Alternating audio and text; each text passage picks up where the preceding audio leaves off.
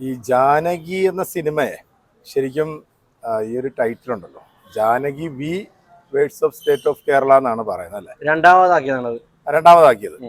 അപ്പൊ ഈ സിനിമയിൽ ചില കട്ടുകളൊക്കെ വരുമെന്നൊക്കെ പറഞ്ഞായിരുന്നു. ഈ പേരിന്റെ അവിടെ ചിലപ്പോൾ മ്യൂട്ട് ചെയ്യും, വോട്ടർ നടക്കുന്ന ഇതില് ചില സീൻ ഇല്ലാന്നൊക്കെ പറഞ്ഞായിരുന്നു. പക്ഷെ ഇതിനകത്ത് ഞാൻ സിനിമ കണ്ടുകൊണ്ടിരിക്കുമ്പോൾ ഞാൻ ഏറ്റവും കൂടുതൽ ശ്രദ്ധിച്ച ഈ ജാനകി എന്ന പേര് എത്ര പ്രാവശ്യം അവിടെ പരാമർശിക്കുന്നുണ്ടെന്നുള്ളത്. ഒരുപാട് പ്രാവശ്യം പരാമർശിക്കുന്നു എന്ന് മാത്രമല്ല, സുരേഷ് ഗോപി തന്നെ പറയുന്നുണ്ട് Janaki words of state of Kerala. Suresh Gopi തന്നെ ഇതിനകത്ത് പറയുന്നുണ്ട് ഒരു സീനിൽ. ജാനകി വി എന്ന് എഡിറ്റ് ചെയ്തില്ല, വി എന്ന് അതിനകത്ത് പറയുന്നില്ല. മനസ്സിലായോ? അത് പറയുന്നത്. അപ്പൊ ഇത് ശരിക്കും ഒരു സ്റ്റണ്ടായിരുന്നു എനിക്ക് തോന്നുന്നു. കാരണം ഒരു പ്രൊമോഷന്റെ ഭാഗമായിട്ട് ഈ സിനിമ ഇത്രയിട്ട് വലിപ്പിച്ചു. കാരണം ഈ സിനിമ ഇറങ്ങുന്നതിന് മുമ്പോ അല്ലെങ്കിൽ റിലീസിന്റെ ഡേറ്റ് പറയുന്ന സമയം തൊട്ട് സുരേഷ് ഗോപി ഈ സിനിമയെ കുറിച്ചിട്ട് അക്ഷരം പോലും വിട്ടിട്ടില്ല.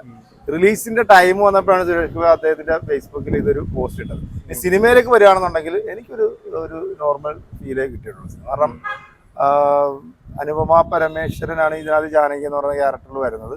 പുള്ളിക്കാരിയെ റേപ്പ് ചെയ്യുന്നു, അതിന്റെ ഒരു കോർട്ട് റൂം ഡ്രാമ ഒക്കെ ആയിട്ടാണ് ഇതിനകത്ത് കാണിക്കുന്നത്. സുരേഷ് ഗോപി ഫസ്റ്റ് ഹാഫിൽ വരുന്നുണ്ട്. പിന്നെ ഇതിനകത്ത് പറയണ മാധവ് സുരേഷ്. സത്യത്തിൽ എനിക്ക് എന്തിനാണ് ഈ മാധവ് സുരേഷിനൊക്കെ ഇതിനകത്ത് കൊണ്ടിട്ടതെന്ന് പോലും തോന്നില്ല. കാരണം പുള്ളിയുടെ ഒരു ഇന്റർവ്യൂ ഞാൻ കണ്ടായിരുന്നു. അച്ഛൻ എന്തൊരു സൂപ്പർ സ്റ്റാർ ആയാൽ പ്രേക്ഷകർ വിചാരിച്ചു കഴിഞ്ഞാൽ മകനും സൂപ്പർ സ്റ്റാർ ആകും. അത് മിക്കവാറും ആകാനായിട്ടുള്ള പെർഫോമൻസ് ഒക്കെ ഈ സിനിമയ്ക്കകത്ത് കാഴ്ചവെച്ചിട്ടുണ്ടെന്നാണ് എനിക്ക് തോന്നുന്നത്. പിന്നെ സർക്കാരിനെ വിമർശിക്കാൻ വേണ്ടി എടുത്തൊരു സിനിമയായിട്ട് എനിക്ക് തോന്നുന്നത്.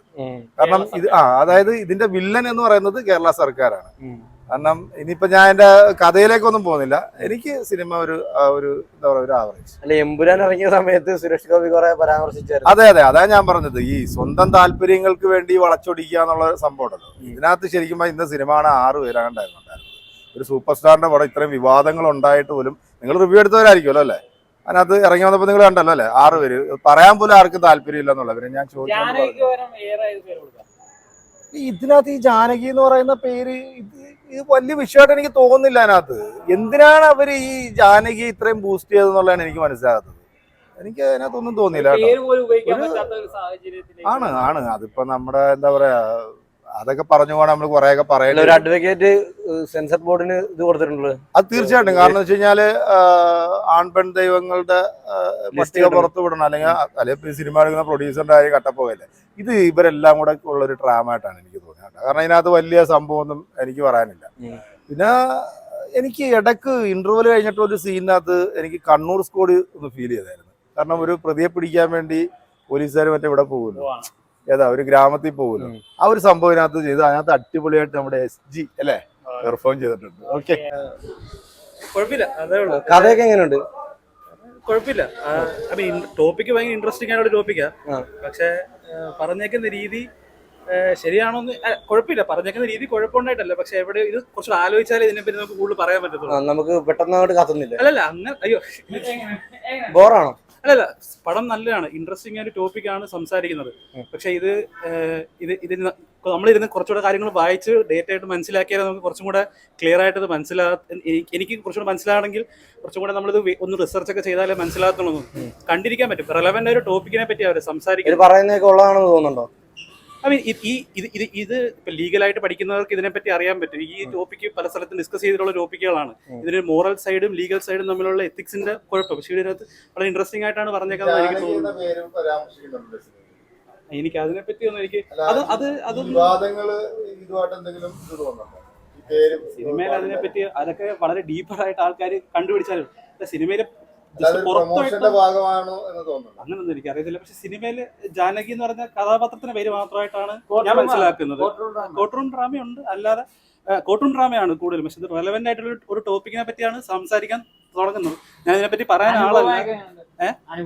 അല്ല, എല്ലാവരും നന്നായിട്ട് ചെയ്തിട്ടുണ്ട്. പക്ഷെ ചില സമയത്ത് ഡയലോഗുകൾ പറയുമ്പം സിനിമയുടെ ഒരു ക്യാരക്ടർ പോകുന്ന സമയത്ത് പെട്ടെന്ന് ഒരു ഡയലോഗ് പറയുമ്പം നമ്മൾ ചിലപ്പം റിയലിസ്റ്റിക് ആയിട്ടുള്ള കോർട്ട് ഡ്രാമകൾ കണ്ടിട്ടുള്ള ആണല്ലോ മലയാള സിനിമയിൽ. ഇപ്പൊ പെട്ടെന്ന് ഒരു അൺറിയലിസ്റ്റിക് എന്നല്ല പറയുന്നത്, അൺറിയലിസ്റ്റിക് എന്നല്ല, സിനിമാറ്റിക് ആയിട്ട് ഒരു കോർട്ട് ഡ്രാമ വരുമ്പോൾ അത് സ്വിച്ച് ചെയ്യുന്നത് ചിലപ്പോൾ റിയലിസ്റ്റിക് ആയിരിക്കും, പെട്ടെന്ന് ഒരു സിനിമാറ്റിക്കോട്ട് പോകും. ആ സ്വിച്ചിങ് ചിലപ്പം പെട്ടെന്ന് നമുക്ക് മനസ്സിലാകുന്നില്ല. അത് ചിലപ്പോൾ നമുക്കൊരു ഇവിടെയോ എന്തോ ഒരു ബോറല്ല, ഒരു ചിലപ്പോൾ അത് സിറ്റുവേഷന് യോജിച്ചു പോകാത്തൊരു രീതിയിൽ ചിലപ്പോൾ നമുക്ക് തോന്നും. പക്ഷെ ആസ് എ ഹോൾ എന്നെ സംബന്ധിച്ചിടത്തോളം ഇറ്റ് വാസ് ഫൈൻ. കണ്ടിരിക്കാൻ പറ്റുന്ന ടോപ്പിക്കാണ്. ഇൻട്രസ്റ്റിംഗ് ആയ ഒരു ടോപ്പിക്കിനെ പറ്റിയാണ് ഇവർ സംസാരിക്കുന്നത് കൊണ്ട് അത് റെലവെന്റ് ആണ്. എല്ലാരും കൂടി ഈ പൊങ്കാലി ഇടുന്നത് മീൻ പിടിച്ചത്. പടം വലിയ കുഴപ്പമൊന്നുമില്ല. ഒരു തവണ ഇങ്ങനെ കണ്ടിരിക്കാം.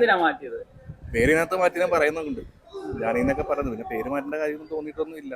അതൊരു ഒരു പിന്നെ ഒരു പ്രൊമോഷന്റെ ഭാഗമായിട്ട് തോന്നിയത് പടം. അങ്ങനെ പ്രത്യേകിച്ചൊന്നും പറയുന്നില്ല. ഇവിടെ ഇടയ്ക്കൊക്കെ മണിച്ചിത്രത്താഴൊക്കെ കയറി വരുന്നുണ്ട് ക്ലൈമാക്സിനകത്തൊക്കെ.